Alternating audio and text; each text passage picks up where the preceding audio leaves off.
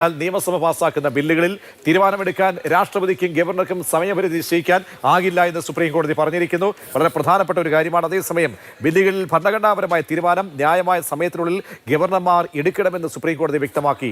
ഗവർണർമാരുടെ തീരുമാനം വൈകുകയാണെങ്കിൽ സംസ്ഥാനങ്ങൾക്ക് കോടതിയെ സമീപിക്കാം. രാഷ്ട്രപതിയുടെ റഫറൻസിന് നൽകിയ മറുപടിയിലാണ് സുപ്രീം കോടതി ഇക്കാര്യം വ്യക്തമാക്കുന്നത്. വളരെ പ്രധാനപ്പെട്ട നിർണായകമായ ഒരു വിഷയത്തിലേക്ക്, അതിൻ്റെ പരിശോധനയിലേക്ക് നമ്മൾക്ക് പോകുമ്പോൾ എന്നോടൊപ്പം ഡി പ്രമേഷ് കുമാർ ന്യൂസ് ഡെസ്കിൽ നിന്നും ചേരുന്നുണ്ട്. കാരണം ഇതിൻ്റെ അലയൊലികളൊക്കെ തന്നെ ഈ പ്രതിപക്ഷ ഭരിക്കുന്ന സംസ്ഥാനങ്ങളിൽ ഉണ്ടാകുമെന്നൊക്കെ നമ്മൾ പ്രതീക്ഷിച്ചിരുന്നു. പക്ഷേ ഒന്നുമേ സംഭവിക്കുന്നില്ല എന്നാണ് ഈ വിധി വരുമ്പോൾ മനസ്സിലാക്കുന്നത്.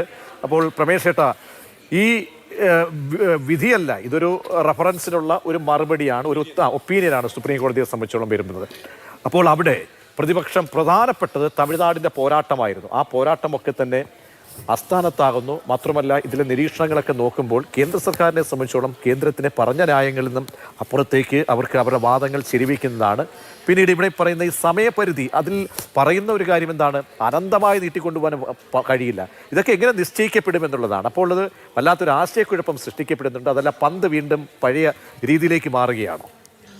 സംസ്ഥാന നിയമസഭകൾ പാസാക്കുന്ന ബില്ലുകൾ അനന്തമായി പിടിച്ചു വയ്ക്കുന്നതിനെതിരെ തമിഴ്നാട് സർക്കാരാണല്ലോ നേരത്തെ ഒരു നിയമ പോരാട്ടം നടത്തി സുപ്രീം കോടതിയിൽ നിന്ന് അനുകൂലമായൊരു വിധി മേടിച്ചത്. രണ്ടംഗ ബെഞ്ചിൻ്റെ ആ വിധി ശരിക്കും രാഷ്ട്രപതിയാണ് അത് ഒരു വിശാല ബെഞ്ചിൽ റഫറൻസിന് വേണ്ടി അത് സമർപ്പിച്ചത് ആ വിധിക്കെതിരായിട്ട്. അപ്പോൾ സ്വാഭാവികമായിട്ടും ഭരണഘടനാപരമായ 143-ാം അനുച്ഛേദ പ്രകാരമായിരുന്നു രാഷ്ട്രപതിയുടെ റഫറൻസ്. അതിൽ ഇപ്പോൾ 5-അംഗ ബെഞ്ച്, ചീഫ് ജസ്റ്റിസിൻ്റെ നേതൃത്വത്തിലുള്ള 5-അംഗ ബെഞ്ച് പറഞ്ഞിരിക്കുന്ന ഒപ്പീനിയൻ ഒരർത്ഥത്തിൽ അത് കേന്ദ്ര സർക്കാരിനും രാഷ്ട്രപതി ഗവർണർമാർക്കൊക്കെ ആശ്വാസമാണ്, അത് സംസ്ഥാനങ്ങൾക്ക് തിരിച്ചടിയാണ് എന്ന് വ്യാഖ്യാനിക്കാം. കാരണം തമിഴ്നാടിൻ്റെ കാര്യത്തിൽ ഒരു ടൈം ഫ്രെയിം നിശ്ചയിച്ചു. ആ കേസിൻ്റെ പരിഗണിക്കുന്നതിനിടയിൽ ഗവർണർമാർക്കും രാഷ്ട്രപതിക്കും ഇത്തരം നിയമസഭകൾ പാസ്സാക്കുന്ന ബില്ലുകൾ അംഗീകരിക്കാൻ, അതിൽ അംഗീകരിക്കണമെന്നല്ല, തീരുമാനമെടുക്കാൻ 3 മാസ കാലാവധി എന്ന് പറഞ്ഞൊരു ടൈം ഫ്രെയിം തീരുമാനിച്ചിട്ടുണ്ടായി. പ്രൊഫസർ, ഒരു സംശയം ചോദിക്കട്ടെ. ഇപ്പോൾ സുപ്രീം കോടതി പറയുന്നു അനന്തമായി നീളി കിട്ടിക്കൊണ്ടുപോകാൻ പാടില്ല. അപ്പോൾ അതിന് എന്ത് സമയത്തിൻ്റെ അടിസ്ഥാനത്തിൽ അത് നിശ്ചയിക്കപ്പെടും? അപ്പോൾ സുപ്രീം കോടതി അവിടെ ഒരു വ്യക്തതക്കുറവ് വരുത്തിയിരിക്കുകയാണ് വീണ്ടും. അത് വ്യക്തതക്കുറവെന്ന് പറയുമ്പോൾ ഇതൊരു പിടിവള്ളിയാക്കാൻ വീണ്ടും ഈ പറയുന്ന ഗവർണർമാർക്ക് പ്രതിപക്ഷം ഭരിക്കുന്ന സംസ്ഥാനങ്ങളിൽ ആ സർക്കാരിന്റെ ബില്ലുകൾക്കെതിരെ ആയുധമാക്കാൻ വീണ്ടും ഒരു അവസരം ഒരുക്കുന്നു എന്നല്ലേ നമ്മൾ മനസ്സിലാക്കി. വീണ്ടും ആശയക്കുഴപ്പം തുടരാനാണ് സാധ്യത. കാരണം ഇതിനകത്ത് ഇപ്പോൾ ഇതേ 5-അംഗ ബെഞ്ച് തന്നെ അനിശ്ചിതമായി നീട്ടരുത്, അധികാര കേന്ദ്രം സർക്കാരാണ്, പിൻസീറ്റ് ഡ്രൈവിംഗ് പാടില്ല എന്നൊക്കെ പറയുന്നുണ്ട്. പക്ഷേ ഇതിന്റെ പ്രശ്നം എന്ന് പറഞ്ഞു കഴിഞ്ഞാൽ ഇതിനകത്ത് ഒരു റീസണബിൾ ടൈം ഫ്രെയിം എന്ന് മാത്രമേ ശരിക്കും ഭരണഘടനയിൽ തന്നെ ആർട്ടിക്കിൾ അനുച്ഛേദം 200, 201 തുടങ്ങിയ അനുച്ഛേദങ്ങളാണ്. ഞാൻ ചോദിക്കുന്നില്ല, ഈ റീസണബിൾ അല്ലെങ്കിൽ നീതിയുക്തമായ അല്ലെങ്കിൽ നൈതികമായിട്ടുള്ള ഒരു സമയക്രമം എന്ന് പറയുമ്പോൾ അതിനുള്ള മാനദണ്ഡം എന്താണ്? അതാണ് ഞാൻ പറഞ്ഞത്. ഭരണഘടനയിൽ തന്നെ അതിനകത്ത് അവ്യക്തത ഉണ്ടല്ലോ. അതിനകത്ത് റീസണബിൾ ടൈം ഫ്രെയിമിൽ അല്ലെങ്കിൽ ആസ് സൂൺ ആസ് പോസിബിൾ എന്ന ഒരു അർത്ഥത്തിലാണ് ഭരണഘടനയിൽ തന്നെ പറയുന്നത്. അത് ഗവർണർമാർക്ക് വേണമെങ്കിൽ അസന്റ് നൽകാം, അനുമതി നൽകാം, വിത്ത് ഹോൾഡ് അസന്റ്, അനുമതി നിഷേധിക്കാം, അത് തിരിച്ചയക്കാം, നിയമസഭകൾക്ക് തിരിച്ചയക്കാം, അല്ലെങ്കിൽ രാഷ്ട്രപതിയുടെ പരിഗണനയ്ക്ക് വിടാം. ഇത് 4 നടപടിക്രമങ്ങളാണ് ഉള്ളത്. അപ്പോൾ ഇത് സംബന്ധിച്ച് ഇക്കാര്യത്തിൽ ഏത് തീരുമാനം എടുക്കാനും വളരെ പെട്ടെന്ന് തന്നെ തീരുമാനിക്കണം എന്ന് മാത്രമേ ഇപ്പോൾ ശരിക്കും ഇതിനകത്ത് പറയുന്നുള്ളൂ. 3 മാസം എന്ന് പറയുന്ന ടൈം ഫ്രെയിം നിശ്ചയിക്കുന്നത്. അത് മാത്രമല്ല, തമിഴ്നാടിന്റെ കാര്യത്തിൽ അതായത് ഈ രാഷ്ട്രപതിക്ക് ഒരു ബൈൻഡിങ്ങിലേക്ക് എത്തിക്കാൻ എന്തായാലും ഇവർക്ക് കഴിയില്ല. അല്ല, അത് സ്വാഭാവികമായിട്ടും അതിനകത്ത് കോടതിക്ക് ഒരു പരിമിതി ഉണ്ടെന്ന് പറയുന്നത്. സ്വാഭാവികമായിട്ടും ഭരണഘടനാപരമായ സ്ഥാപനങ്ങളാണ്.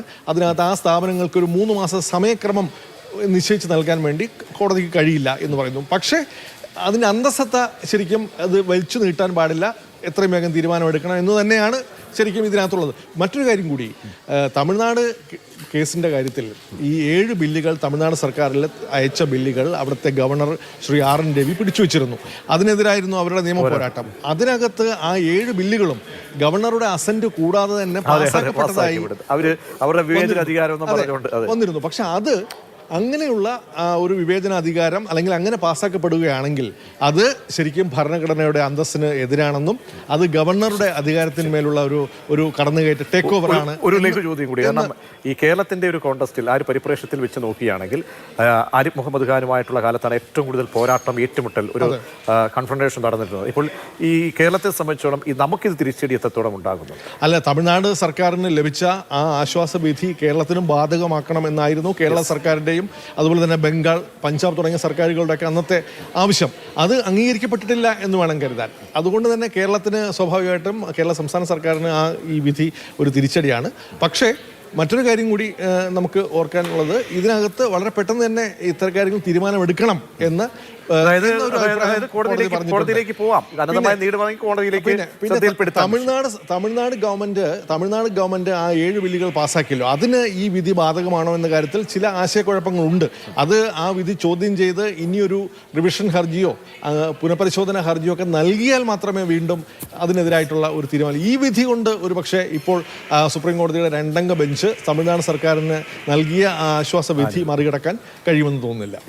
വളരെ വ്യക്തമാണ്. അങ്ങനെയാണ്. അപ്പോൾ ആകത്തുകയായി നമ്മൾ നോക്കുമ്പോൾ ഈ ഇന്നത്തെ ഈ വിധിയുടെ രത്ന ചുരുക്കം, അത് കേന്ദ്ര സർക്കാരിനെ സംബന്ധിച്ചിടത്തോളം കേന്ദ്ര സർക്കാരിൻ്റെ വാദങ്ങൾ, ഇതൊരു ഈ രാഷ്ട്രപതി ചോദിച്ച ഒരു റെഫറൻസിനുള്ള മറുപടിയാണ്. ആ മറുപടി നോക്കുമ്പോൾ എന്തായാലും ഈ 2 വശങ്ങളും ഇടയിലൂടെ കൂടുതലായി ഇതിൽ ആഴത്തിൽ സ്പർശിക്കപ്പെടുന്നത് രാഷ്ട്രപതിയായാലും അല്ലെങ്കിൽ ഗവർണർമാർക്കും കേന്ദ്ര സർക്കാരിനും അനുകൂലമാണെന്ന് പറയുമ്പോൾ ചില കാര്യങ്ങളിൽ കോടതി പറയുന്നുണ്ട് അനന്തമായത് നീളാൻ പാടില്ല, ബില്ലുകൾ പിടിച്ചു വയ്ക്കാൻ പാടില്ല. അപ്പോൾ അതിൻ്റെയൊക്കെ സമയത്തിൻ്റെ കാര്യത്തിൽ ഇപ്പോഴും അനിശ്ചിതത്വം തുടരുന്നുണ്ട് എന്ന് വ്യക്തമാണ്.